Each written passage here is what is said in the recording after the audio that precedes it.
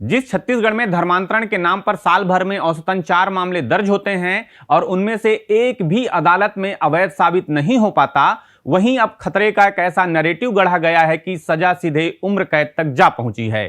पिछले 5 सालों में सरकारी आंकड़े बताते हैं कि धर्मांतरण के मामले में जहां अब तक किसी को दोषी ठहराने लायक सबूत नहीं मिले, उसी जमीन पर 25 लाख रुपए तक के जुर्माने और आजीवन कारावास का कड़ा प्रावधान खड़ा कर दिया गया है। चल तू धर्म परिवर्तन कर, नहीं तो गोली मार दूंगा। छत्तीसगढ़ की स्थिति आप देख रहे हैं, कांकेर में क्या हुआ, नारायणपुर में क्या हुआ। एक सप्ताह के अंदर धर्मांतरण हो पाएगा। ऊपर सुप्रीम कोर्ट में वहाँ विचाराधीन है। सुप्रीम कोर्ट ने स्टे नहीं किया। धर्मांतरण की प्रक्रियाएं इतनी बड़ी हैं कि इस पर नकेल लगाना आवश्यक है। ऐसे धर्म परिवर्तन हो रहे हैं तो हम उसके बिल्कुल विरोध में हैं। डबल 2 साल में ही पिछले 20 साल का डबल हुआ है। एक क्या 50 साल की सजा दीजिए आदरणीय मुख्यमंत्री जी। सरकार चाहती है कि लोगों के बीच में स्थिरता बनी रहे। धर्मांतरण करने वाले भी हैं और धर्मांतरण होने वाले हैं, धर्मांतरण नहीं कर पाएंगे। 19 मार्च को छत्तीसगढ़ विधानसभा में धर्म स्वातंत्र विधेयक 2026 पेश हुआ। विपक्ष की गैर मौजूदगी और बहिष्कार के बीच और बिना ठोस प्रतिवाद के इसे कानून का रूप भी दे दिया गया। यह सत्ता की प्राथमिकताओं का साफ बयान है।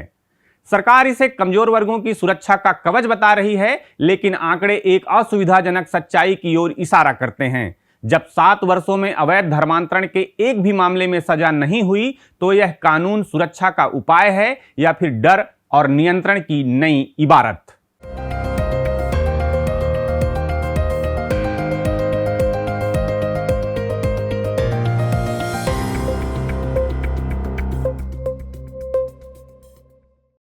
छत्तीसगढ़ विधानसभा में धर्म स्वातंत्र विधेयक 2026 पास हुआ है और इस बिल के पास होने से जो लोगों की अशिक्षा का, गरीबी का, अज्ञानता का लाभ लेकर उनको लोभ प्रलोभ देकर उनका धर्मांतरण करते थे, उस पर रोक लगेगी। अब इस विधेयक के माध्यम से जो धर्मांतरण करने वाले भी हैं और धर्मांतरण होने वाले हैं, उनको प्राधिकृत अधिकारी के पास जाकर जानकारी देनी पड़ेगी और 1 सप्ताह के अंदर नोटिस वगैरह जारी होगा। जिला के कोई वेबसाइट में इश्तिहार भी जारी होगा और प्राधिकृत अधिकारी 1 महीने के अंदर सारे आवेदन परीक्षण करके इसमें किसी तरह का लोभ प्रलोभ भय आदि का समावेश तो नहीं है और वो अनुमति 1 महीने के अंदर में प्राधिकृत अधिकारी देगा, तभी धर्मांतरण हो पाएगा। अन्यथा लोभ प्रलोभ या शिक्षा ज्ञानता को लेकर अब धर्मांतरण करने वाले धर्मांतरण नहीं कर पाएंगे। खबरों की खबर में आपका स्वागत है। मैं प्रफुल्ल ठाकुर हूं और आप देख रहे हैं सीजी खबर। 19 मार्च गुरुवार का दिन छत्तीसगढ़ में राजनीतिक सरगर्मियों से भरा रहा। धर्मांतरण को लेकर जिस नए कानून का वादा सत्ताधारी भाजपा पिछले 2 वर्षों से करती आ रही थी, उसे राज्य के गृह मंत्री विजय शर्मा ने विधानसभा में पेश किया। इस विधेयक को लेकर विपक्षी दल कांग्रेस ने विधानसभा का बहिष्कार किया। कांग्रेस का कहना था कि विधेयक की बारीकियों और उसके संभावित प्रभावों की गहन समीक्षा होनी चाहिए, इसलिए इसे विधानसभा की प्रवर समिति के पास भेजा जाना चाहिए। किंतु सभापति ने विपक्ष की इस मांग को अस्वीकार कर दिया। इससे नाराज विपक्षी सदस्यों ने सदन की कार्रवाई का बहिष्कार करते हुए सदन से वॉकआउट कर लिया। इसके बावजूद सत्ता पक्ष ने विधेयक पर चर्चा कर उसे पारित कर दिया। लेकिन इस राजनीतिक हलचल के बीच कुछ जरूरी तथ्य अलक्षित ही रह गए। इसे जानने समझने के लिए थोड़ा पीछे लौटते हैं। जिस कानून को आज गृह मंत्री विजय शर्मा ने विधानसभा में पेश किया, ठीक साल भर पहले 17 मार्च 2025 को विधानसभा में दिए गए एक जवाब में गृह मंत्री विजय शर्मा ने ही बताया था कि 2019 से 2025 के बीच अवैध धर्मांतरण के कुल 27 मामले दर्ज हुए। इनमें भी किसी भी मामले में अब तक दोष सिद्ध नहीं हुआ है, यानी 7 वर्षों में एक भी सजा नहीं। यह आंकड़ा सीधे उस दावे पर प्रश्न चिन्ह लगाता है कि राज्य में अवैध धर्मांतरण व्यापक और गंभीर समस्या है। यदि ऐसा होता तो कम से कम कुछ मामलों में अदालतों में दोष सिद्धि अवश्य होती। 1 से 23 तक 38 था और अभी 24 और 25 में ये 67 है। ये डबल 2 साल में ही पिछले 20 साल का डबल हुआ है। कारण ये है कि उस पर संजीदगी से सरकार काम करना चाहती है।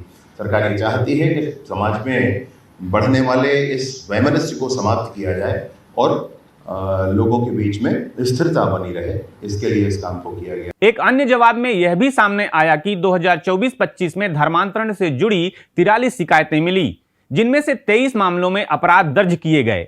इसके बावजूद सजा का आंकड़ा शून्य ही बना हुआ है।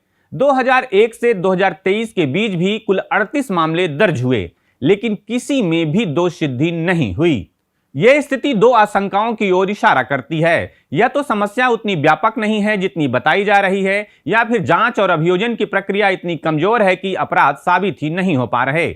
दोनों ही स्थितियों में यह सवाल महत्वपूर्ण हो जाता है कि केवल सजा बढ़ा देने से समस्या कैसे हल होगी। इसके बावजूद विधानसभा में पारित कानून पहले से कहीं अधिक कठोर है। सामान्य मामलों में 7 से 10 वर्ष की सजा और 5 लाख रुपए तक का जुर्माने का प्रावधान है। महिलाओं, नाबालिगों और अनुसूचित जाति, अनुसूचित जनजाति और अन्य पिछड़ा वर्ग से जुड़े मामलों में सजा 10 से 20 वर्ष तक और जुर्माना 10 लाख रुपए तक हो सकता है।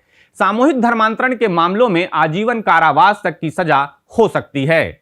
ध्यान देने योग्य यह है कि देश के अधिकांश राज्यों में ऐसे मामलों में अधिकतम सजा आमतौर पर 10 वर्ष तक ही सीमित है। छत्तीसगढ़ में इसे आजीवन कारावास तक बढ़ा देना यह संकेत देता है कि कानून की कठोरता शायद उसकी प्रभावशीलता से अधिक उसके राजनीतिक संदेश पर केंद्रित है। विधेयक का एक और प्रावधान गंभीर चिंता पैदा करता है। यदि कोई व्यक्ति स्वेच्छा से धर्म परिवर्तन करना चाहता है तो उसे पहले जिला मजिस्ट्रेट को इसकी सूचना देनी होगी, जो सार्वजनिक होगी और 30 दिनों तक उस पर आपत्तियां दर्ज की जा सकेंगी। इससे व्यक्तिगत धार्मिक निर्णय भी सरकारी निगरानी और सामाजिक हस्तक्षेप के दायरे में आ जाता है। भारतीय संविधान नागरिकों को धर्म मानने, उसका पालन करने और उसका प्रचार करने की स्वतंत्रता देता है। ऐसे में स्वेच्छा से किए गए धर्म परिवर्तन पर पूर्व सूचना और आपत्ति की व्यवस्था कई संवैधानिक प्रश्न खड़े करती है। विपक्ष भी इन्हीं आधारों पर सरकार को घेर रहा है। नेता प्रतिपक्ष चरणदास महंत ने सवाल उठाया कि जब यह मामला पहले से ही सुप्रीम कोर्ट में लंबित है तो इतनी जल्दबाजी क्यों? 11 राज्यों के विधेयक, संशोधन विधेयक ऊपर सुप्रीम कोर्ट में, जो हमारी सबसे बड़ी अदालत है, वहाँ विचाराधीन है। उस पर कोई निर्णय नहीं आया है। अब तक ऐसे किसी भी प्रकरण में ये मान्यता है, ये मान्य प्रक्रिया है कि विधानसभा में चर्चा नहीं करना चाहिए। हमने उसी के तहत कहा कि धर्म स्वातंत्र विधेयक पर जो चर्चा करना चाहते हैं आप, या तो ये पहले बता देते कि ये ऑलरेडी राष्ट्रपति के द्वारा वापस किया गया है, किन किन कारणों से वापस किया गया है, किन किन आपत्तियों के कारण वापस किया गया है। आप तो भेज दिए थे वहाँ, तो इसे राज्यपाल ने भेज दिया था राष्ट्रपति जी के यहाँ और राष्ट्रपति जी ने आपको वापस कर दिया। तो कौन कौन 3 आपत्ति हैं या तो बता दो, उस पर चर्चा हो जाए, उसके बाद विधेयक लाओ नया। हालांकि सरकार का कहना है कि अदालत ने किसी तरह की रोक नहीं लगाई है। वास्तव में सुप्रीम कोर्ट विभिन्न राज्यों के धर्मांतरण विरोधी कानूनों की संवैधानिक वैधता की सुनवाई कर रहा है। ऐसे में उससे भी अधिक कठोर कानून लाना कई विशेषज्ञों को जल्दबाजी और राजनीतिक संकेत देने का प्रयास प्रतीत होता है। अभी सुप्रीम कोर्ट में भी जितने पिटीशन लगे हैं, सुप्रीम कोर्ट ने स्टे नहीं किया। इसलिए नहीं किया क्योंकि संविधान ये कहता है। संविधान तो हम सबसे ऊपर ही है ना, तो संविधान ये कहता है, इसलिए सुप्रीम कोर्ट ने भी कहीं स्टे नहीं किया। सुनवाई क्यों नहीं होगी? सुनवाई तो होगी, लेकिन कहीं ये नहीं कहा है। इसलिए आज का हमारा, उन्होंने फिर दूसरी बात कही कि प्रदर्श समिति में होना चाहिए। प्रदर्श समिति की आवश्यकता तब होती है जब और परीक्षण और ध्यान और जानकारी की आवश्यकता हो।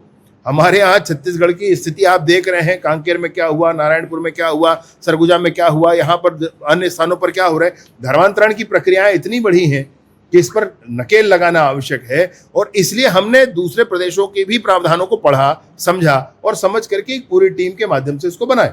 तो प्रदेश टीम कमेटी में इसके जाने की आवश्यकता थी नहीं। दोनों ही बातें गैर जरूरी थी, इसलिए आज इस सदन में इस प्रस्ताव को लाया गया। छत्तीसगढ़ की राजनीति में धर्मांतरण का मुद्दा नया नहीं है। विशेषकर बस्तर जैसे आदिवासी क्षेत्रों में यह चुनावी विमर्श का महत्वपूर्ण हिस्सा बन चुका है।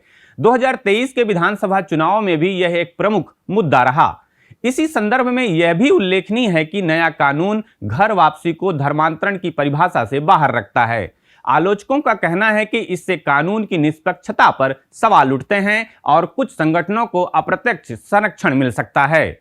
आप ये जो विधेयक ला रहे हैं उसमें परिभाषित करिए कि जबरन किसको कहते हैं। मैं पिस्तौल लेकर के किसी के माथे पे लगा करके बोलूं चल तू धर्म परिवर्तन कर, नहीं तो गोली मार दूंगा, तो वो जबरन में आएगा कि स्वेच्छा में आएगा। वैसे ही आज हम देख रहे हैं कि कांकेर में सबका खाना पीना रोक दिया है, तेंदुपत्ता लेने से मना कर दिया है, घर से उनको निकाल दिया है और उनको बोल रहे हैं कि तुम वापस हमारे समाज में आओगे तो ही तुमको खाने को मिलेगा। यहाँ तक कि हो रहा है कि उनका घर को भी लूट लिया, लाश को गड़ने नहीं दे रहे हैं, अस्पताल में जा नहीं सकते। तो ये जबरन नहीं है। यही हमारी बात है कि हम क्या जबरन कर रहे हैं उसको परिभाषित करिए। लाठी डंडा लेके हमारे पादरी लोग जाते हैं, झुंड बना के तलवार भाले त्रिशूल लेके जाते हैं और वहां से लोगों को खदेड़ के लाते हैं और जा करके चर्च में रख के उनको भाला मारने को लग जाते हैं कि हम मार रहे हैं तुमको, तो तुम धर्म परिवर्तन करो। ऐसे धर्म परिवर्तन हो रहे हैं तो हम उसके बिल्कुल विरोध में हैं और हम तो कह रहे हैं एक क्या 50 साल की सजा दीजिए आदरणीय मुख्यमंत्री जी, तो भी हमको स्वागत रहेगा। राज्य में हाल के वर्षों में धर्मांतरण के नाम पर तनाव और हिंसा की सैकड़ों घटनाएं सामने आई हैं। कहीं ईसाई धर्म को मानने वालों के प्रवेश पर रोक लगा दिया गया है तो कहीं उनके शव को अंतिम संस्कार की अनुमति नहीं दी जा रही है। कहीं प्रार्थना घर तोड़े जा रहे हैं तो कहीं धर्मांतरण का आरोप लगाकर भीड़ कानून को हाथ में लेकर हिंसा कर रही है। नारायणपुर, कांकेर से लेकर दुर्ग और रायपुर तक में होने वाली ये घटनाएं इस बात का संकेत देती हैं कि सामाजिक तनाव पहले से मौजूद है। ऐसे में कठोर कानून इन तनावों को कम करेगा या और बढ़ाएगा, यह एक गंभीर प्रश्न है। ईसाई संगठनों का कहना है कि वे शिक्षा और स्वास्थ्य के क्षेत्र में काम करते हैं और जबरन धर्मांतरण के आरोप राजनीतिक रूप से बढ़ा चढ़ाकर पेश किए जाते हैं। कई सामाजिक अध्ययनों में भी यह बात सामने आया है कि आदिवासी क्षेत्रों में धर्म परिवर्तन के पीछे अक्सर सामाजिक आर्थिक कारण होते हैं, जैसे शिक्षा, स्वास्थ्य सुविधाओं की कमी और सामाजिक भेदभाव। ईसाई संगठनों का दावा है कि अगर कोई व्यक्ति धर्म बदलता है तो वह कानूनी प्रक्रिया का पालन करता है और इसमें जबरदस्ती का सवाल ही नहीं उठता। छत्तीसगढ़ के कई सामाजिक शोध बताते हैं कि आदिवासी इलाकों में धर्म परिवर्तन के पीछे अक्सर सामाजिक और आर्थिक कारण होते हैं। जहां सरकारी स्कूल नहीं है, अस्पताल नहीं है, पीने का पानी नहीं है और जाति भेदभाव का अनुभव है, वहां लोग नए सामाजिक सहारे की तलाश करते हैं। कई बार मिशनरी संस्थाएं उन इलाकों में काम करती हैं जहां सरकार की मौजूदगी बेहद कमजोर होती है। अगर किसी आदिवासी ने मिशनरी अस्पताल में अपने बच्चे की जान बचाने के बाद धर्म बदल लिया तो उसके पीछे धार्मिक षड्यंत्र से ज्यादा सरकारी स्वास्थ्य व्यवस्था की विफलता दिखाई देती है। यदि कोई व्यक्ति बेहतर जीवन या सामाजिक सहारे की तलाश में धर्म बदलता है तो यह केवल धार्मिक मुद्दा नहीं बल्कि शासन की विफलताओं का संकेत भी हो सकता है। इतिहास बताता है कि केवल कानून बनाकर धर्मांतरण को नहीं रोका जा सकता। जब तक गरीबी, असमानता और बुनियादी सुविधाओं की कमी दूर नहीं होगी तब तक लोग बेहतर विकल्पों की तलाश करते रहेंगे।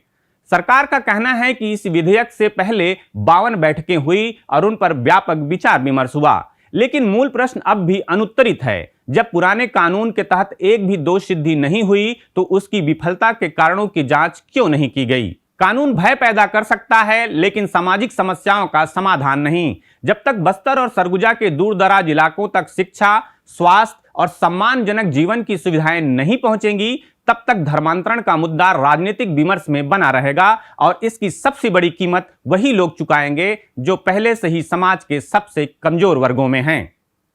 खबरों की खबर में फिर किसी खबर पर होगी बात। नमस्कार।